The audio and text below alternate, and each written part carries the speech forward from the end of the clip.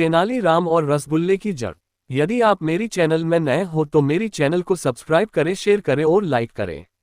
धन्यवाद। एक वक्त की बात है, एक बार राजा कृष्णदेव राय के राज्य में दूर देश ईरान से व्यापारी आता है। महाराज उस व्यापारी का स्वागत मेहमान की तरह शानदार तरीके से करते हैं। वह मेहमान के लिए तरह तरह के पकवान और स्वादिष्ट भोजन बनवाने का आदेश देते हैं। साथ ही कई अन्य सुविधाओं का आयोजन करते हैं। एक दिन महाराज के रसोइये ने शेख व्यापारी मेहमान के लिए रसगुल्ले बनाए। जब शेख व्यापारी ने रसगुल्ले खाए तो उसे बहुत स्वादिष्ट लगे। उसने महल में मौजूद लोगों से रसगुल्लों की जड़ के बारे में पूछा। ये सुनकर रसोइया समेत महल के कई लोग सोच में पड़ जाते हैं। शेख व्यापारी की मांग के बारे में महाराज को जानकारी दी जाती है। फिर महाराज बिना देर किए अपने सबसे चतुर मंत्री तेनालीराम को बुलाते हैं और सारी बात बताते हैं। महाराज की बात सुनकर तेनालीराम तुरंत रसगुल्ले की जड़ ढूंढने की चुनौती स्वीकार कर लेते हैं।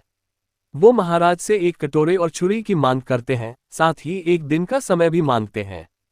फिर अगले दिन महाराज की भरी सभा में तेनालीराम कटोरे में रसगुल्ले की जड़ लेकर आ जाते हैं। कटोरा मलमल के कपड़े से ढका होता है।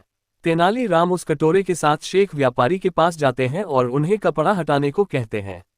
जैसे ही शेख व्यापारी कटोरे का कपड़ा हटाता है तो वहां बैठा हर कोई हैरान हो जाता है। उस कटोरे में गन्ने के कई टुकड़े होते हैं। महाराज के साथ हर कोई हैरान होकर तेनालीराम से पूछता है कि यह क्या है।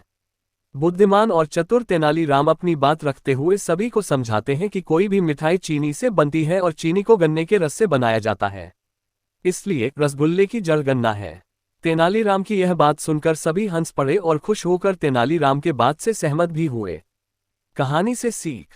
किसी भी सवाल या परिस्थिति में चिंतित न होकर धैर्य के साथ विषय की जड़ तक जाना चाहिए, फिर उसका जवाब ढूंढना चाहिए।